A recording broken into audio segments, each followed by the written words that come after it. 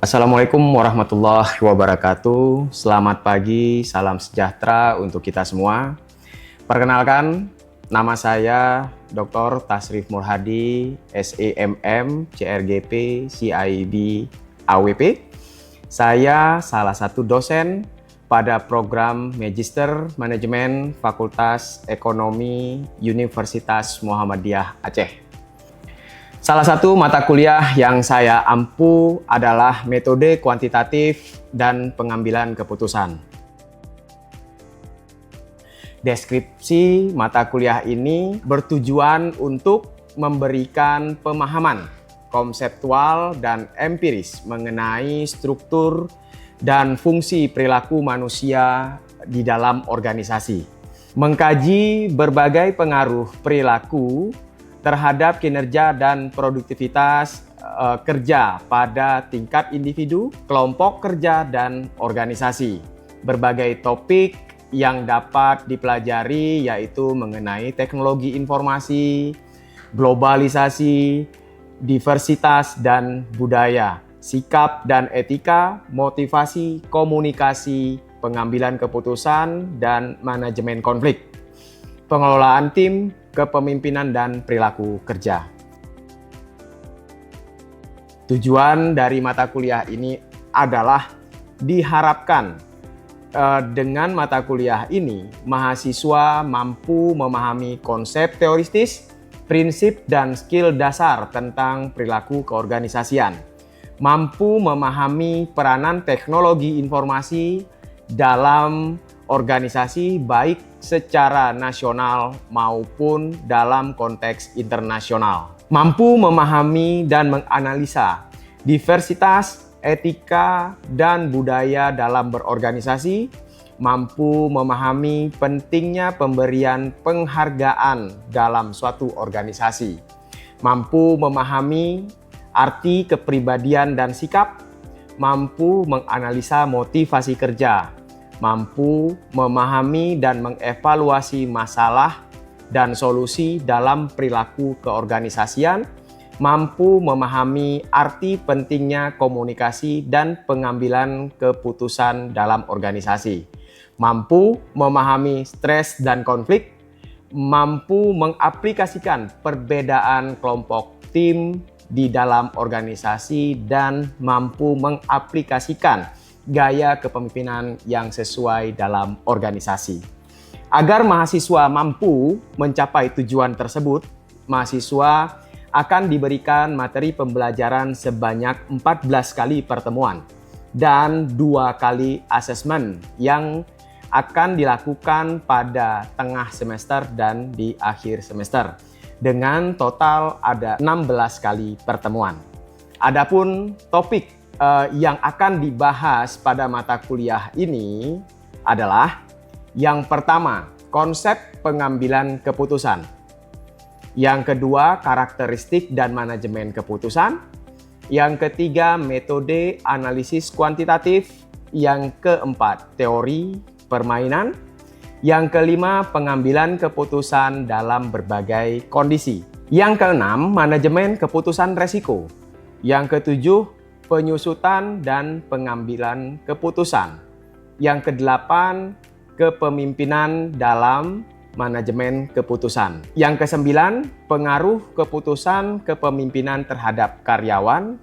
Yang kesepuluh, pengaruh keputusan kepemimpinan terhadap karyawan yang kedua. Yang kesebelas, motivasi dan manajemen pengambilan keputusan. Yang ke-12, teori X dan teori Y dalam perspektif manajemen pengambilan keputusan, manajemen pengambilan keputusan konflik dan pengambilan keputusan. Yang ke-14, analisis SWOT dalam perspektif manajemen pengambilan keputusan resiko. Saya akan menjelaskan bagaimana saya menyelenggarakan mata kuliah ini. Saya akan memaparkan teknik pengajaran yang saya gunakan, yaitu delivery, interaction, and assessment, atau dikenal dengan DIA. 14 materi pertemuan tersebut akan saya berikan pada pertemuan tatap muka di ruang kelas. Selain itu, saya menggunakan Learning Management System Universitas Muhammadiyah Aceh atau disebut dengan LISA, yaitu suatu sistem informasi manajemen untuk mendistribusi bahan ajar, pengumpulan tugas, serta ujian mahasiswa dan lain sebagainya. Saya juga meminta mahasiswa untuk sesering mungkin untuk membaca buku teks, jurnal yang terakreditasi yang ada di rencana pembelajaran atau RPS. Namun demikian, saya tidak membatasi mahasiswa untuk memperoleh informasi dan bahan bacaan dari sumber mana saja. Dan mahasiswa boleh membawa informasi tersebut ke ruang kelas sebagai bahan diskusi bersama. Adapun metode pembelajaran yang saya gunakan adalah ceramah, yaitu dengan cara menyampaikan informasi kepada mahasiswa secara lisan dengan cara semenarik mungkin. Selanjutnya, saya menggunakan metode diskusi dengan membebaskan mahasiswa untuk mendapatkan informasi, berpikir, menyampaikan opini, serta apapun yang mereka dapatkan dari luar kelas untuk didiskusikan di dalam kelas untuk mencari solusi yang berhubungan dengan materi pembelajaran pada hari tersebut. Selain metode ceramah dan diskusi, untuk beberapa kali pertemuan, saya juga menggunakan metode demonstrasi, yaitu mahasiswa mempresentasikan hasil kerja kelompoknya secara bergantian.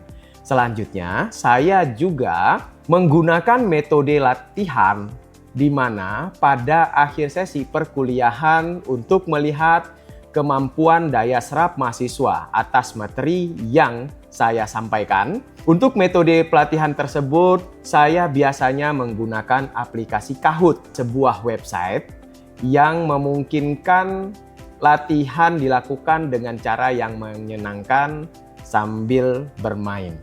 Teknik pembelajaran yang saya lakukan selanjutnya adalah interaction, yaitu membangun komunikasi dua arah dengan mahasiswa.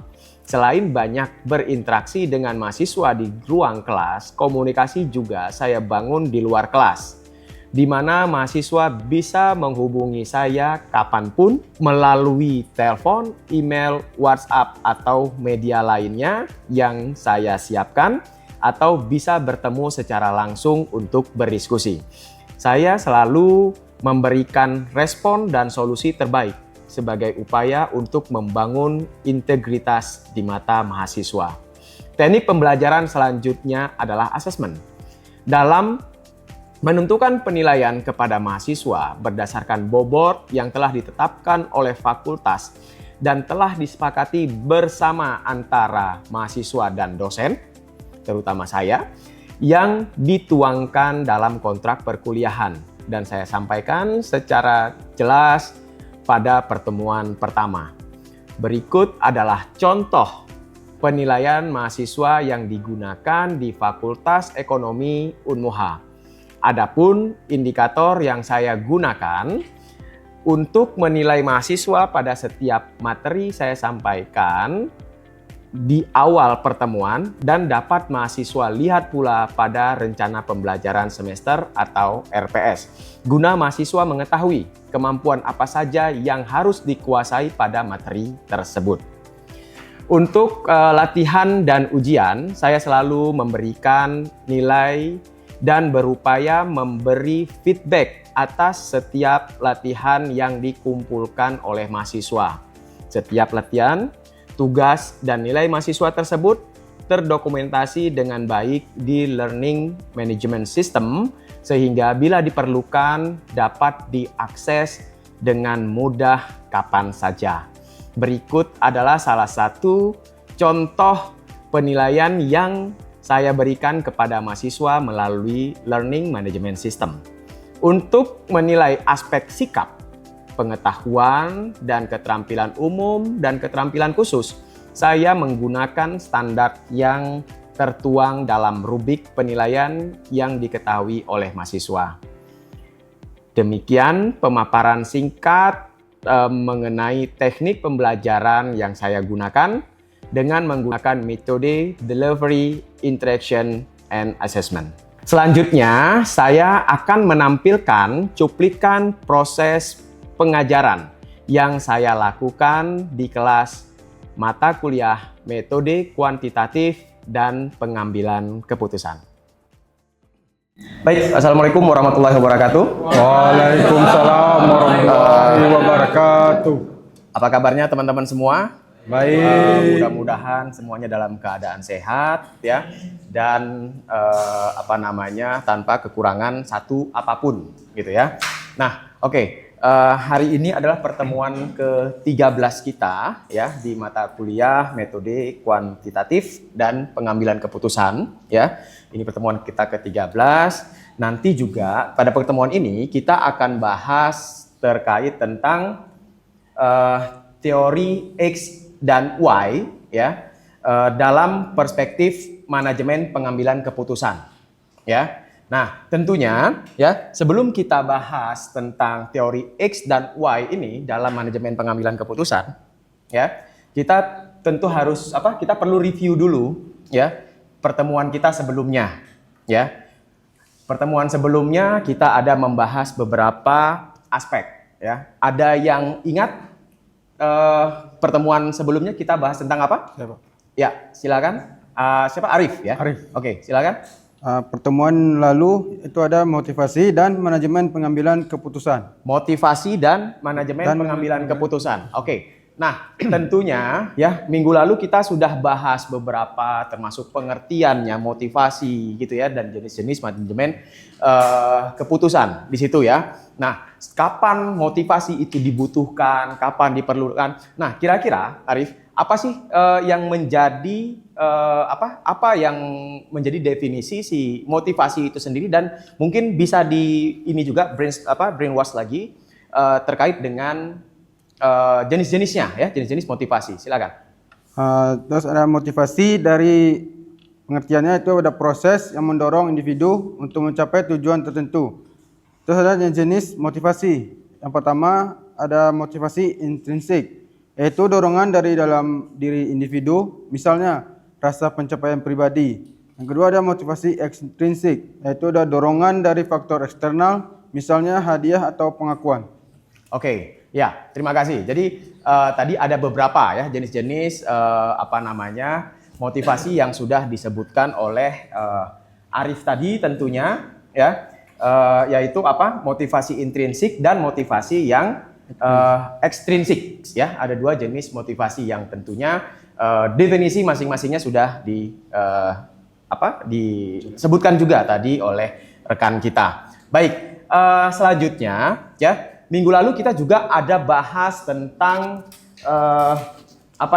teori ya, tentunya tentang motivasi ini ya. Motivasi ini dibahas juga tentunya ada teori-teori yang mendasarinya ya. Motivasi, apa sih motivasi, dan tentunya ada. Nah, kira-kira ada yang masih ingat nggak teori-teori apa minggu lalu yang kita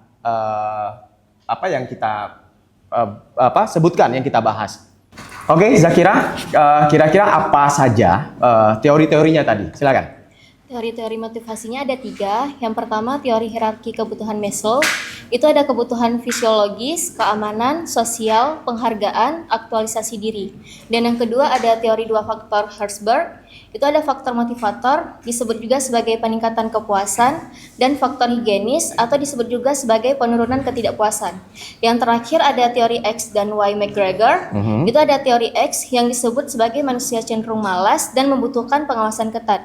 Dan teori Y itu manusia cenderung menyukai pekerjaan dan bertanggung jawab. Oke, Zakira, terima kasih ya. Tadi mudah-mudahan teman-teman juga sudah flashback kembali ya. Yang kita pelajari minggu lalu sudah di flashback kembali oleh Zakira ya. Baik, tadi ya sesuai dengan judul kita bahas minggu lalu, motivasi dan pengambilan keputusan ya. Nah, tadi tentang motivasi kita udah bahas nih ya. Tentu mungkin kita coba flashback sedikit tentang pengambilan keputusan. Coba teman-teman masih ada yang ingat nggak proses pengambilan keputusan itu apa saja ya yang harus dilalui? Ada yang ini? Oh, oke. Siapa? Sinta, silahkan. Proses pengambilan keputusan ada 6. Yang pertama adalah identifikasi masalah, menentukan masalah yang harus diselesaikan. Yang kedua adalah mencari alternatif, mengumpulkan data dan informasi untuk menemukan alternatif solusi. Yang ketiga adalah evaluasi alternatif, menilai berbagai alternatif berdasarkan dampak dan konsekuensi. Yang keempat adalah pemilihan alternatif, memilih solusi terbaik yang sesuai dengan tujuan organisasi. Yang kelima adalah implementasi, menerapkan solusi yang dipilih.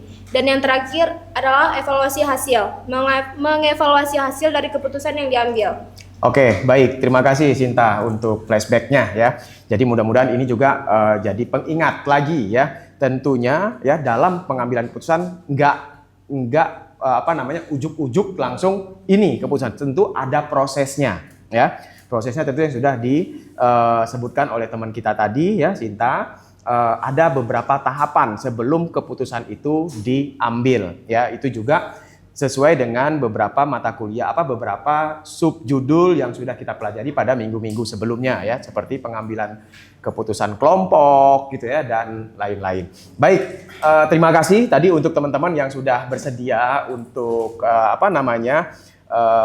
memaparkan kembali, memberi pengingatan kembali kepada kita semua terkait dengan materi yang kita bahas minggu lalu. Baik, hari ini kita akan bahas tentang teori X dan Y ya. Tentunya sebelum kita memulai belajar tentang yang judul pada hari ini, tentunya kita perlu mengucapkan syukur ya. Syukur alhamdulillah kepada Allah Subhanahu wa taala kita masih diberi kesehatan pada hari ini. Kita bisa hadir di sini untuk belajar ya. Tentunya teman-teman bisa mendapat insight baru ya dari pembelajaran-pembelajaran yang kita lakukan. Dan yang paling penting juga perlu ucapkan terima kasih juga kepada orang tua kita ya yang sampai saat ini juga masih terus mensupport kita untuk bisa terus kuliah ya, sehingga kita bisa menjadi seorang sarjana dan orang yang berguna nantinya. Baik. Jadi untuk mempersingkat ya, hari ini kita akan bahas tentang teori ya, X dan Y ya dalam perspektif manajemen pengambilan keputusan ya. Tentunya dalam pembelajaran ini ya kita menggunakan ada buku acuan ya, buku atau materi-materi acuan yang digunakan dalam hal ini kita menggunakan buku dari Richard A. Fusco ya, buku dari Richard A. Fusco itu dan bukunya dari Uma Sakara ya, Uma Sakara. Ini kalau Uma Sakara memang buku-bukunya atau teori-teorinya ini banyak dipakai oleh researcher dunia ya, termasuk yang ada di Indonesia. Nah, selain dari buku itu ya, kita juga nggak menutup kemungkinan ya untuk mencari alternatif teori-teori lain ya dari sumber-sumber lain yang misalnya contohnya itu dari jurnal-jurnal ilmiah yang bereputasi ya, baik dari dalam negeri dan dari luar negeri. Tujuan kita dalam pembelajaran ini tentunya diharapkan ya nanti teman-teman itu bisa memahami pengertian teori X dan Y ya. Apa itu teori X, apa teori Y, dan kapan teori X digunakan, kapan teori Y digunakan ya. Selanjutnya apa? Teman-teman nanti diharapkan bisa menjelaskan karakteristik dari masing-masing teori. Teori ini gimana sih? Teori ini seperti apa gitu ya. Jadi teman-teman bisa menjelaskan karakteristiknya. Selanjutnya bisa menganalisis ya. Analisis pengaruh kedua teori ya dalam mengambil keputusan manajerial. Nah, mana tahu nanti ya suatu saat selesai dari perkuliahan ini, selesai dari Fakultas Ekonomi Universitas Muhammadiyah, teman-teman diberikan amanah bisa memimpin suatu organisasi ya. Nah, tentunya tahu kapan harus pakai salah satu teori ini, X dan Y ini ya. Tentu nah, jadi kita bisa menganalisis ya, analisis pengaruh kedua teori itu dalam mengambil keputusan. Jadi keputusan kita itu memang punya dasar dan punya data ya. Terus Yang terakhir itu memberikan contoh penerapan nyata dalam organisasi. Jadi teman-teman bisa ngelihat nih, mungkin ya di kelas ini udah ada yang kerja belum? Udah ada yang bekerja? Belum, masih pada kuliah gitu ya. Atau ya walaupun teman-teman belum kerja, mungkin sering ngumpul di suatu organisasi, misalnya kemahasiswaan, atau pernah datang ke kantornya teman, ke kantornya orang tua, mungkin bisa ngelihat seperti apa sih. Ini cocoknya di sini dipakai teori apa sih, pemimpinnya bagusnya pakai teori apa nih untuk supaya organisasinya bisa berjalan dengan baik, ya. Baik, ya. Jadi tentu teman-teman sekalian, ya, pengambilan keputusan ya dalam manajemen ini sangat dipengaruhi oleh cara pandang manajer terhadap bawahannya. Ya. Cara pandang, sudut pandang manajer terhadap bawahannya itu sangat mempengaruhi keputusan. Banyak mungkin kita lihat dalam implementasi sehari-hari ya di perusahaan-perusahaan atau di teman-teman lihat di organisasi-organisasi. Mungkin penilaian seorang pimpinan manajer terhadap karyawan A dengan karyawan B itu bisa berbeda. Karena apa? Karena beda sudut pandang yang dia lihat. Gitu ya. Nah, terus di sini menurut Douglas McGeorge, jadi seorang profesor dari MIT Sloan School of Management ya memperkenalkan dua teori penting yaitu X dan Y. Ya. Kedua teori ini menjelaskan dua pandangan ekstrim. Ya, dua pandangan ekstrim tentang perilaku manusia di tempat kerja. Ini khusus di tempat kerja, ya. Teori X mengasumsikan mahasiswa itu secara alami itu malas. Ya, itu teori X, ya. Diasumsikan malas dan perlu dikontrol, perlu diawasi terus-terusan kerjanya. Itu teori X. Sedangkan teori Y, ya, teori Y itu menganggap manusia itu individu yang mampu mengarahkan diri sendiri, ya, dan menyukai tantangan. Jadi nggak perlu diarahkan lagi. Dia udah tahu apa yang harus dia kerjakan dan dia udah tahu apa yang jadi tanggung jawabnya dia. Nah, pandangan ini membentuk bagaimana manajer membuat keputusan strategis terkait dengan pengelolaan SDM. Nanti kalau ada yang ingin ditanyakan silahkan teman-teman bisa distrap, ya. Silakan distrap di angkat tangan seperti biasa supaya perkuliahan ini juga kita bisa berdiskusi dua arah, ya. Oke.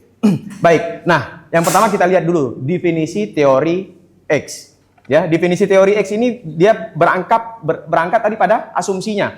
Asumsinya itu pekerja pada dasarnya tidak suka pada pekerjaannya. Ya. Terus mereka harus diawasi. Harus diawasi. Kalau nggak diawasi nggak kerja. Itu asumsi untuk teori X, ya. Harus diarahkan, jika perlu diancam dengan hukuman agar mau kerja. Kalau nggak diancam dia nggak kerja. Itu model-model teori X, ya. Terus mereka lebih memilih untuk diarahkan daripada ambil tanggung jawab. Dia nggak mau jadi ngerjain sesuatu kerjaan ya yang bukan jadi tugas pokoknya dia. Dia tunggu diarahkan. Terus mereka lebih memilih sedikit memiliki nggak punya ambisi orang tipe X ini. Teori Y itu apa? Tentunya kebalikan dari teori X, ya. Teori Y itu dia orang sudah tahu apa yang jadi tanggung jawabnya, ya. Terus nggak perlu lagi diawasi. Dia udah tahu tujuannya, ya. Tujuannya apa yang harus dia kerjakan. Terus dia dapat mengarahkan diri dia sendiri dan orang-orang yang bisa diterapkan teori Y ini orang-orang yang penuh dengan inovasi. Dia bisa berinovasi, ya, dan berkontribusi terhadap organisasi. Nah, secara garis besar teman-teman bisa lihat di sini, ya, perbedaan antara kedua teori tersebut, ya. Kalau teori X itu pandangan terhadap pekerja itu lebih ke negatif, ya. Sedangkan teori Y itu lebih ke positif, ya, lebih positif pandangan manajer terhadap ini. Teman-teman bisa lihat di sini apa saja yang menjadi perbedaan kedua teori ini.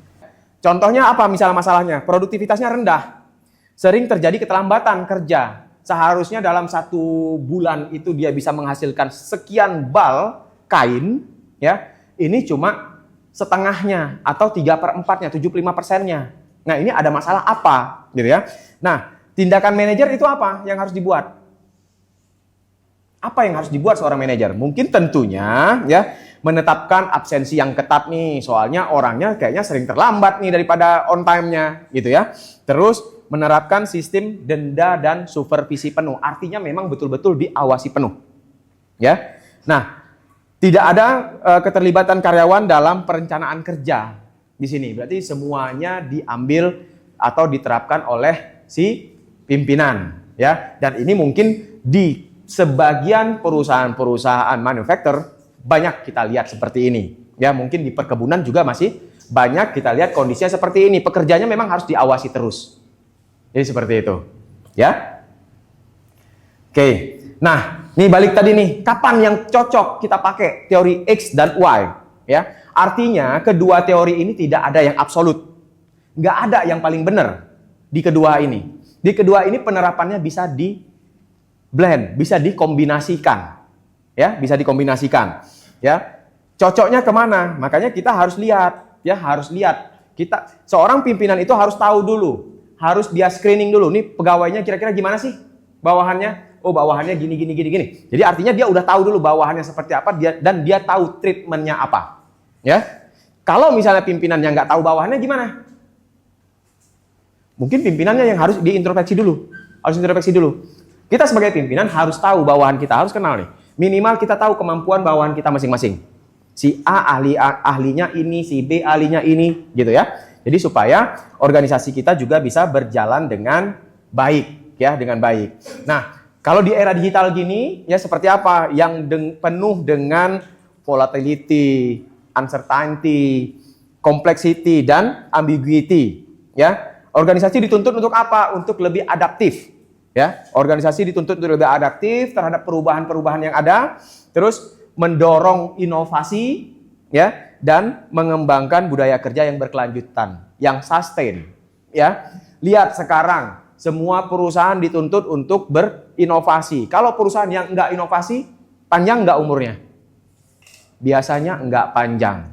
Ya, teman-teman, sebelum kita tutup perkuliahan ini, ya, seperti biasa saya akan buat seperti pretest, ya, pretest untuk pemahaman, untuk mengukur bagaimana sih pemahaman teman-teman terhadap materi yang saya sampaikan, ya, terhadap yang saya sampaikan. Oke, mungkin bisa siapkan handphonenya masing-masing. Oke, teman-teman, untuk kita ngelihat pemahaman teman-teman dari materi yang saya bawakan tadi, mungkin teman-teman bisa akses ke kahoot.it, ya, dengan pin gamenya itu adalah 2482797. Baik. Ini juga sudah pada connect semua, ya. Jadi gamenya ini sudah bisa dimulai. Silahkan teman-teman jawab.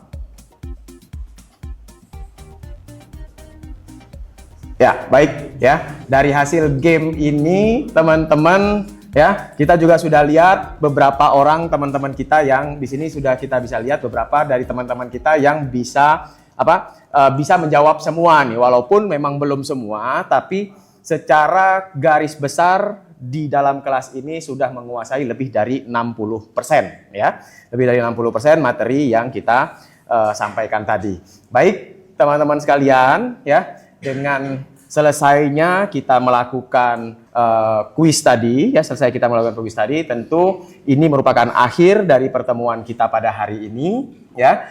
Mudah-mudahan kita diberi kesehatan untuk bisa bertemu lagi di pertemuan selanjutnya, dan kita sudah nggak lama lagi akan memasuki masa final test, ya. Mudah-mudahan teman-teman juga dalam perjalanan pulang bisa hati-hati, ya, hati-hati di jalan supaya semuanya bisa sampai ke rumah dengan selamat. Demikian, assalamualaikum warahmatullahi wabarakatuh. Waalaikumsalam warahmatullahi wabarakatuh. Demikian video singkat proses saya mengajar melalui tatap muka langsung. Sekaligus mengakhiri paparan saya.